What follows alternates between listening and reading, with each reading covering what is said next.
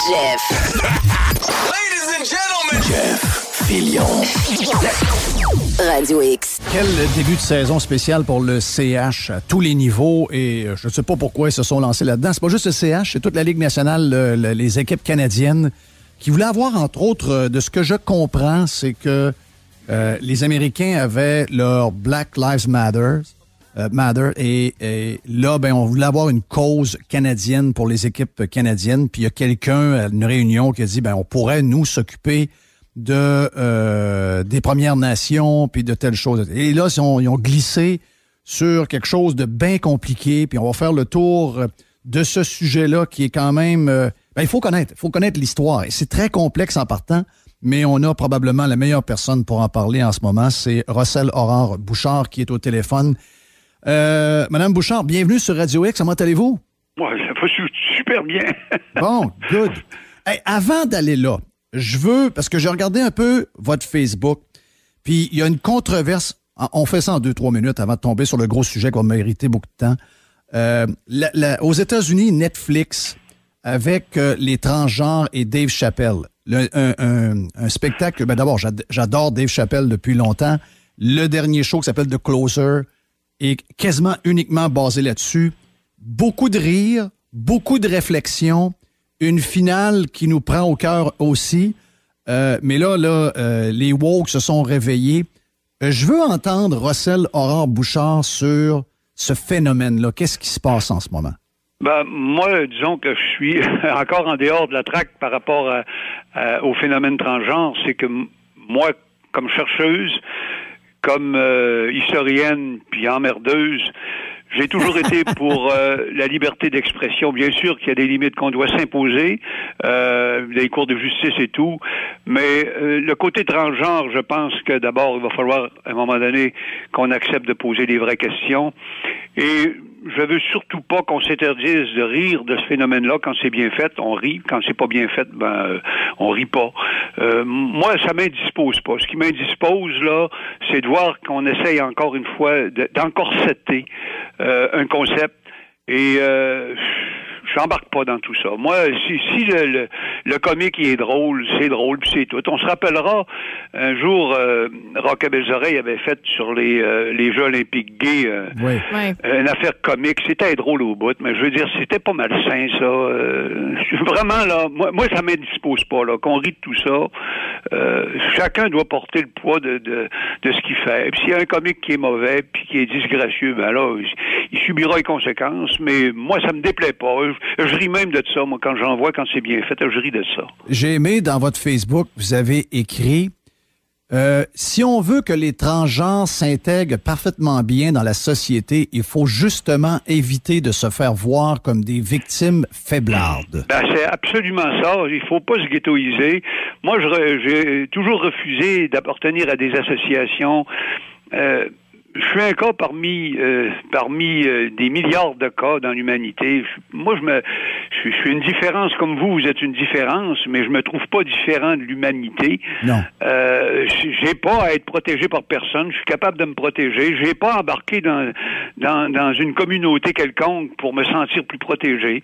Moi, je fais de l'histoire. C'était mon grand défi. Quand j'ai fait ma sortie il y a 14 ans, mon grand défi était de récupérer mes espaces publics. Et dès lors, j'ai accepté que j'allais rejouer le jeu que je jouais, puis qu'il n'y avait personne qui allait m'emmerder sans que je réagisse. Et j'ai repris mes espaces publics. La preuve, je suis à votre émission, qui est très aimée. J'ai continué d'écrire, et curieusement, les plus beaux livres d'histoire que j'ai écrits et publiés, ce sont ceux que j'ai écrits par après, parce qu'ils faisaient partie de mon combat. Pas plus que ça. Pour les autres, je suis contre les pastiches aussi. Disons que je suis pas attiré par les drag queens parce que des fois ça devient redondant, mais ils ont le droit de faire leur cinéma. Oui, c'est ça. Ils ont le droit de faire ce qu'ils veulent. J'ai pas de problème avec ça. Moi, vraiment, là, Jeff, là, vraiment pas de problème. Moi, non, regarde. Je pense qu'on est tous rendus là. Puis, une fois que ça devient normal, ben, je veux dire, dans la normalité, il y a des choses drôles, il y a des choses méchantes, il y a des choses... je pense que c'est la vie et c'est ce qu'on veut, c'est ce que toute la différence maintenant, que les gens n'aient plus peur, soit d'encenser ou encore de dire des fois quelque chose de drôle qui risque peut-être de choquer. Ben vous avez parfaitement raison. Ce que je déplore plus encore, c'est l'absence de débat. C'est que, c'est comme le débat sur les Amérindiens dont on va parler tantôt, oui. C'est que dans cette société-là, on est rendu qu'on s'interdit de faire des débats. Écoutez, le phénomène de transgenre qu'on vit aujourd'hui depuis quelques années n'est pas le phénomène que moi j'ai vécu. Alors, il faut l'interroger. Il y a la médecine qui entre en ligne de compte. Il y a des psychologues qui disent des choses, des fois qui connaissent strictement rien à ça. Il va y avoir des conséquences à long terme pour cet effet-là qui devient presque un effet mode aujourd'hui. Il faut les questionner. Comme on questionne les effets à court, moyen et long terme des médicaments qu'on prend, des vaccins qu'on nous donne. Moi, j'ai pas de contrainte à ça. Il faut que le débat naisse, mais bon Dieu que c'est difficile. Il y a un discours officiel qui est instauré, comme sur le discours de l'autochtonie qui est instauré, et il faut remettre les choses à leur place, puis il faut pas s'interdire d'en parler. Allons-y, sautons tout de suite dans le tas. Allons-y avec... Moi, je trouvais que c'était... Je sais pas ce que le Canadien s'en allait avec ça, ou encore la NHL qui a décidé, je sais pas. Mais Montréal, territoire Mohawk non cédé. D'abord, j'ai la meilleure personne pour en parler. Est-ce que ça, c'est vrai ou non? Ben non, c'est pas vrai. Écoutez, d'abord, ça a été sorti par la mairesse de Montréal, qui était en mal de sa réélection il y a quelques mois, et c'est repris là, par Jeff Molson, d'après ce qu'on dit. Évidemment que c'est pas vrai, parce que, je vous raconte, en 1534, premier voyage de Jacques Cartier, première rencontre officielle entre les Européens et les Autochtones d'ici, mais le bonhomme arrive dans le bout de la Gaspésie, il rencontre des Indiens qui sont en famille en train de pêcher. Apparemment, ce sont les Iroquois qui vivent dans la région entre Tadoussac et Québec. Ces Iroquois-là s'appellent, lorsque Champlain va arriver, il va les appeler les Canadiens. D'où, curieusement, le nom du club de hockey qui défend leur présence sur le territoire de Montréal. Alors, le deuxième voyage, Cartier va arriver à Hochelaga, qui est de Montréal. Là, il va rencontrer les Iroquois. Au troisième voyage, les choses se sont corsées. Les Cartier, Roberval s'en vont presque en catimini parce que il y a des problèmes. Les guerres sont prises ou sont reprises si elles étaient là avant. Et puis, il va y avoir un vide historiographique après le départ de Cartier jusqu'à l'arrivée de Champlain, début du 17e siècle. C'est une période noire, c'est une période dont on ne retrouvera pas d'informations parce qu'il y a très peu de documents là-dessus. Alors, qu'est-ce qu'il nous reste pour voir ce qui s'est passé et qui habitait le territoire avant l'arrivée de Cartier? Ce sont les fouilles archéologiques qui se produisent depuis un demi-siècle. Puis je vous assure, là, il y a des résultats probants, c'est récurrent. La documentation est de plus en plus limpide, c'est pas subjectif, c'est très objectif. Les Mohawks qui, eux, ont habité l'ouest du lac Champlain sur l'État de New York n'étaient pas à Montréal. Ceux qui habitaient, selon les résultats des fouilles archéologiques, qui se prennent surtout sur les tessons de poterie parce que c'est très typé, très modélisé. Alors, on peut savoir les endroits d'où vient l'influence culturelle. Alors, on retrouve la poterie iroquoise dans le bout du lac Saint-Jean. C'est la poterie huronne, qui est la famille, là, on peut dire, culturelle. On arrive dans le Saint-Laurent et à Montréal, c'est une poterie qui va être surtout avec les Iroquois, plutôt de la région du lac Ontario. Après ça, on retrouve aussi des indices qui peuvent nous amener vers l'Outaouais, mais jamais du côté des Mohawks, jamais du côté des Mohawks. Mais il n'y a pas une interprétation différente des anglophones sur le terme Mohawk, que eux, un Mohawk, c'est un Iroquois? Bon, ça c'est une bonne question pour vos auditeurs. C'est qu'il faut différencier Iroquoien et Iroquois. Iroquoien, c'est la source linguistique. Alors, appartiennent à cela plusieurs tribus, même plus que les 5 qui appartiennent aux 5 nations. Il y a eu aussi les Tuscaroras, il y a eu aussi les Hurons qui sont de langue iroquoienne. Et nous sommes en présence d'un autre groupe qui s'appelle les Algonquiens. Alors là, on a des populations comme les Montagnais de l'époque, les Kakouchaks. On va avoir aussi les Anishinabés, on va avoir les Cris, les Etchemins, les Micmacs. Ils sont de langue algonquienne. Alors, ça fait toute la différence. Après le départ de Cartier, on s'aperçoit que les Iroquois n'habitent plus le Saint-Laurent. Ce sont des peuples de langue algonquienne qui sont à l'intérieur du Saint-Laurent. Pourquoi les guerres? J'en parle dans mon prochain volume, je tente de trouver une réponse.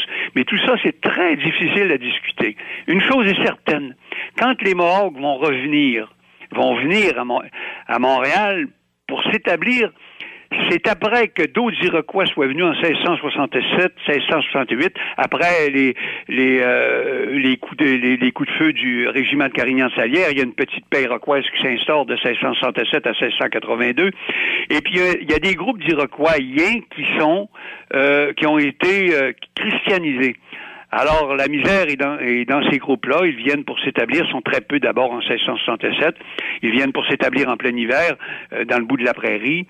Et puis après ça, c'est même pas des Mohawks, ce sont des Onéiutes qui viennent. Donc, on est encore loin. Les Mohawks vont venir dans les années qui vont suivre après avec d'autres groupes, y compris des Hurons, et ainsi de suite, et ils vont monter jusqu'à Québec.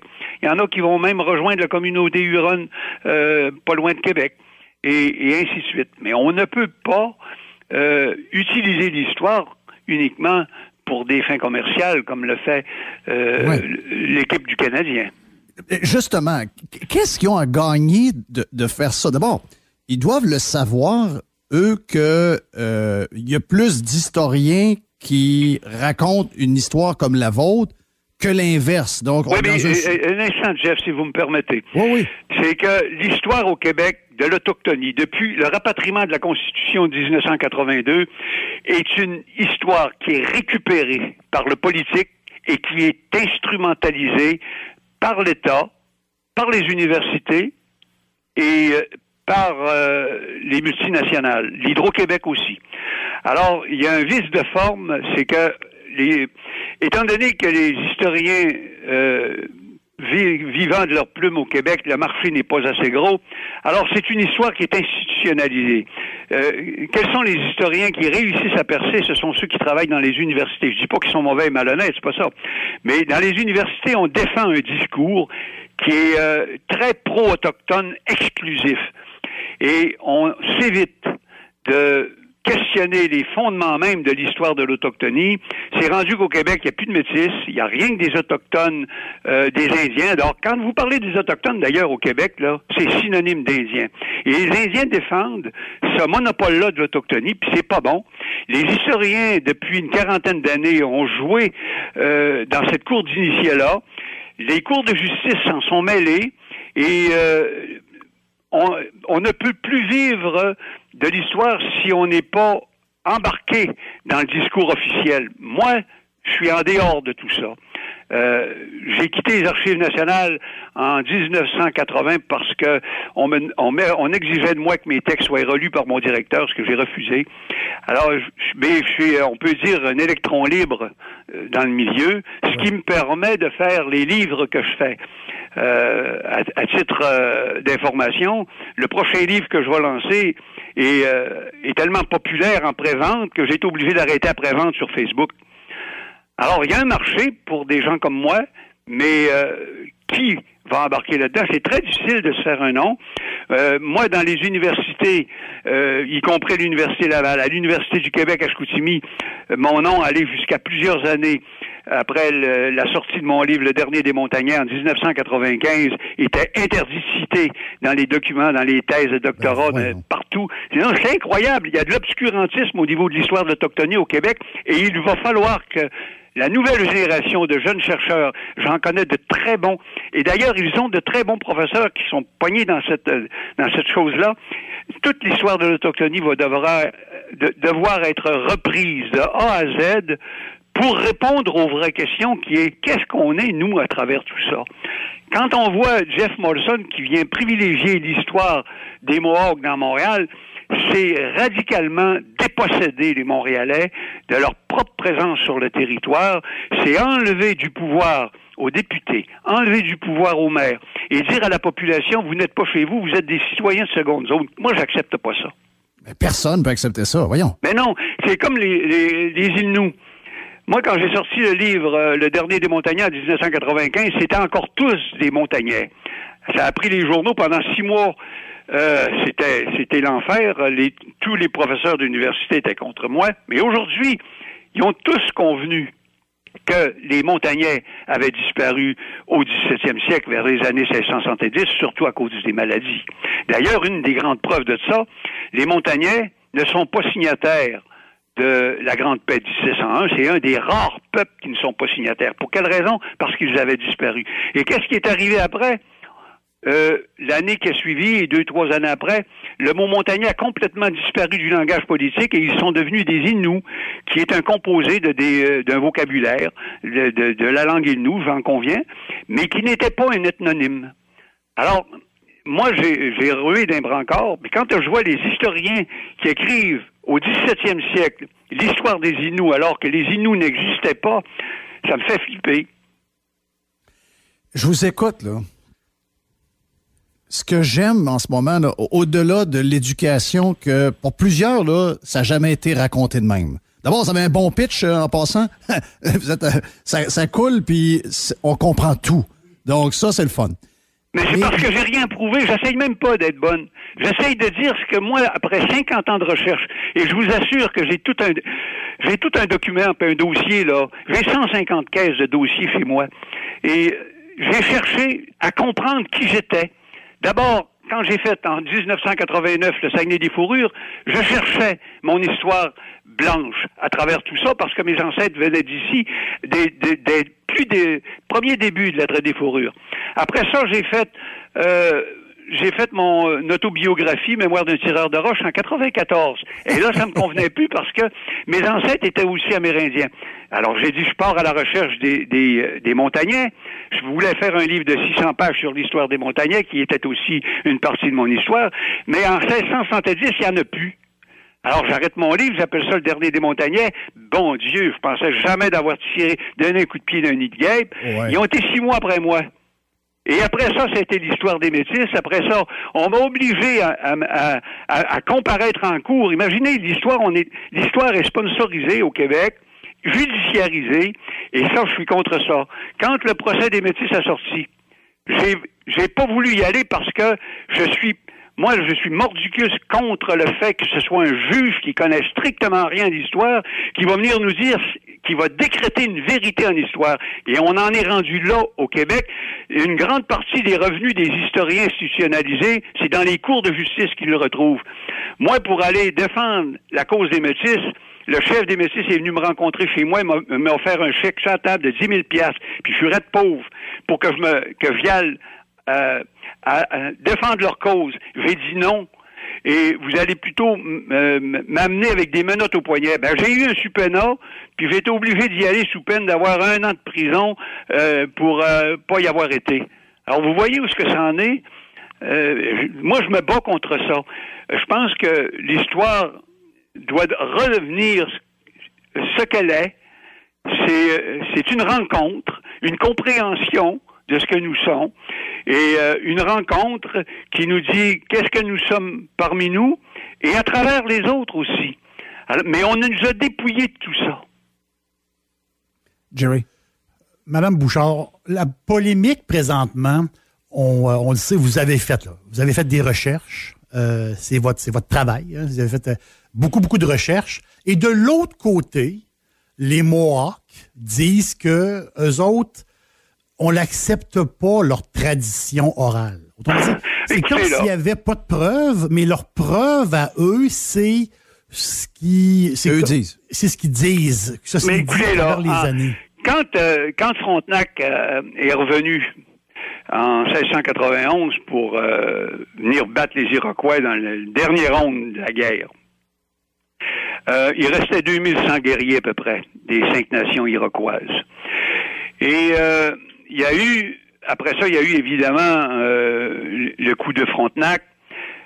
Et en 1701, les Iroquois étaient plus assez nombreux pour faire la guerre. Ils sont revenus faire la paix. C'est la Grande Paix de Montréal. Les historiens la connaissent bien, ils l'ont bien documentée. Il ne restait que 110 guerriers Mohawks. 110. Ça veut dire 1/10 de la force restante des Iroquois, de la force militaire. Et ils étaient peut-être les plus vulnérables du groupe, parce qu'ils étaient les plus près de Montréal. Et ils sont arrivés en dernier, d'ailleurs, pour signer la paix. Ils n'étaient même pas sûrs d'eux. Et curieusement, les Mohawks qui avaient pour nom Agnier, à l'époque des Français, ont été les plus belliqueux, les plus durs, et ceux qui ont fait les plus gros coups de main contre la Nouvelle-France, contre les Hurons, contre l'Alliance algique, c'est-à-dire les peuples de langue algonquienne qui se sont liés ensemble dès le début du XVIIe siècle pour se battre contre les Agniers à l'époque.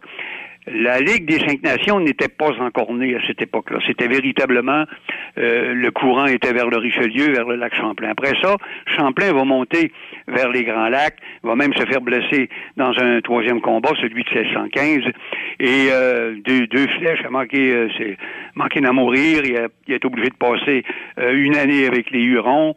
Là, c'était plus les mêmes. Il y avait d'autres groupes qui entrait dans le bal. C'est une longue histoire, l'histoire de l'autochtonie. C'est une belle histoire aussi. Et les Indiens, les Mohawks, toutes les Hurons, ils n'ont pas à avoir honte de cette histoire-là, mais c'est pas leur histoire rien qu'à eux. C'est la vôtre, c'est la mienne, c'est celle de tous ceux qui peuplent ce pays-là. Elle nous appartient, puis je ne reconnais à personne le droit de me déposséder de mon identité et de mon histoire. À personne. Beaucoup de réactions par texto très positives.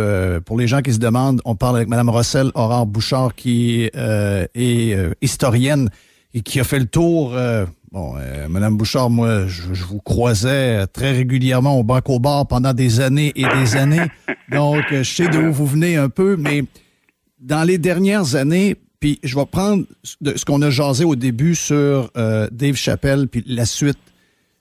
En fait, je vais prendre toute votre personnalité en général. Oh oui, parce que moi là, ce qui me fait de la peine aujourd'hui, c'est que des gens qui vont à contresens du discours qui est le narratif. Moi, je l'appelle toujours le narratif qui nous est proposé. Qu'il soit vrai ou pas vrai, souvent, il y a beaucoup de... Il peut y avoir les deux, là. Mais le pas vrai, souvent, me dérange pas mal. Mais beaucoup de gens s'écrasent et ne sont pas prêts à prendre la chaleur. Donc, ils sont pas libres. Ce que je veux vous dire, c'est qu'ils ne profitent pas de leur liberté parce qu'ils ont peur des conséquences. Oui, Qu'est-ce qui fait que Mme Rossel Aurore-Bouchard a cette force-là? Vous avez dit tantôt, je suis pauvre comme job. C'est quoi qui vous donne cette force-là? Ben, je ne sais pas. C'est dans ma nature. Vous savez, j'ai acquis une certitude, c'est que c'est l'anomalie qui crée l'évolution. Moi, je veux bien être cette anomalie-là au niveau de l'historiographie. Ça me dérange pas que mes collègues historiens, il y en a de très bons, je vous le dis, là, qui me contredisent. Ça me dérange pas, parce que l'histoire est une prise de conscience. Et dans cette prise de conscience-là, il y a des points de vue. Il y a des fibres qui appartiennent à chacun. Moi, je suis, on peut dire que je suis une combattante née. Ma famille est une famille de combattants. Mon père était un combattant. Et j'ai été élevé comme ça. En 1979, quand je suis rentré aux Archives nationales à Québec, c'était un beau travail. Mais quand en 1980, mon directeur, que j'aimais beaucoup, me dit « Rossel, tu peux plus publier, c'est parce que là, il commençait déjà à avoir peur à mes textes. » Oui. Et j'ai dit non. Je me suis acheté un petit tour à métal, puis j'ai dit je retourne chez nous, je vais m'ouvrir une armurerie, c'est ce que j'ai fait. Alors pendant plusieurs années, pendant le temps de l'été et de la chasse, je faisais de l'armurerie, l'hiver j'écrivais. Alors j'ai trouvé un modus operandi, j'ai trouvé une façon de faire, et pour écrire mes livres à moi. Vous savez, Jeff, j'aime mieux, moi je suis capable d'assumer mes erreurs, mes faiblesses, mais j'aime pas assurer et prendre en charge les erreurs des autres. Alors, quand je fais de l'histoire, je fais la mienne. Si je fais des erreurs, ce sera les miennes. Quand j'ai fait l'histoire de la navigation sur le Saguenay, j'avais un gros contrat avec la ville de Saguenay. J'avais fait un projet. C'est un des rares projets que j'ai fait. Et puis, dans le contrat, c'était dit à la ville, vous n'avez pas le droit de lire mon livre avant publication, et même plus, j'allais être obligé de le publier. Et j'ai fait la même chose avec Jonquière. Ça a fait un gros scandale après parce que j'ai tiré à boulet rouge sur l'administration en lui disant, dans 5 ans, Monsieur le maire, parce que vous avez 2 doigts dans le nez, vous allez être fusionné à la ville de Chicoutimi. Mais c'est exactement ce qui est arrivé 5 ans plus tard. Tiens-toi. Mais c'est comme ça. Écoutez, l'histoire... moi, j'aime bien écrire ce que c'est que je vois. J'essaye de pas blesser les gens, mais c'est difficile de pas blesser les gens quand tu les heurtes dans leur conception. Comme les Montagnais, je me rappelle de des textes qui ont été écrits dans les journaux, le Journal de Montréal. Bernard Cléry disait que les Montagnais se sentent blessés, ils savent plus ce que... Oui, mais moi, je suis pas là pour faire des sciences sociales. Je suis pas là pour rétablir les torts de l'histoire. Moi, j'écris l'histoire, ce que je vois. Puis, ce que je vois, je le vois en âme et conscience. Puis, je vous assure que je fais des grosses recherches. Je travaille fort. Puis, si je vois la chose contraire que je m'imaginais au début, je vais changer. Et parce que j'essaye pas de prouver quelque chose. J'essaye de comprendre. Et malheureusement, aujourd'hui, au Québec, dans les universités, on essaie de prouver des choses. Les recherches qui sortent, c'est pour prouver la présence exclusive des Indiens. C'est toujours pour des raisons comme ça, des raisons pratiques. Mais c'est pas le rôle de l'histoire. Moi, là, que les Indiens aient souffert, j'en conçois, c'est très vrai. Puis il y en a qui ont plus souffert que d'autres. Mais je suis pas là pour faire du travail social, moi. Je suis là pour écrire l'histoire. Après ça, il n'y a pas une justice qui peut se faire sur le mensonge. Pas une. L'histoire ne Et peut pas pourtant, être, on est en train de changée. l'établir, cette justice-là, sur la base d'une fausse histoire qui a été maquillée. Russell Aurore-Bouchard, fantastique. Hey, on prend ça sur d'autres affaires d'histoire. C'est trop... Mais je vous le promets pas. Je n'aime pas ça par la radio. Ça paraît pas. Voyons donc. Crois pas ça pantoute. Mais hey, si la force de se tenir debout puis de tenir ses points dans le sens, non pas juste par entêtement, juste parce qu'on veut montrer quelque chose, peut-être que ça vient de la bière qu'on a pris au Banco Bar. Peut-être c'est à cause de Serge. Ben, c'est peut-être ça. Mais je vous dirai à propos du livre qui va sortir là dans 3 semaines, là, il est déjà pratiquement tout vendu via mon système de prévente. Et j'invite tous les historiens à le lire. Puis s'ils sont pas contents, ben qu'ils discutent. Ce serait le fun qu'on commence à discuter plutôt que de m'envoyer des anathèmes, qu'on discute. S'il y a des choses qui pensent que j'ai erré, pourquoi pas, on en discute. J'ai aucun problème avec ça, moi. Merci beaucoup, Mme Russell Aurore-Bouchard. On se reparle, c'est sûr. Même si vous n'aimez pas ça, vous êtes trop bonne. Merci beaucoup. Bon après-midi. On fait une pause. Bonjour. On vient dans un instant. Vous êtes sur Radio X. Jeff Fillion. Radio X.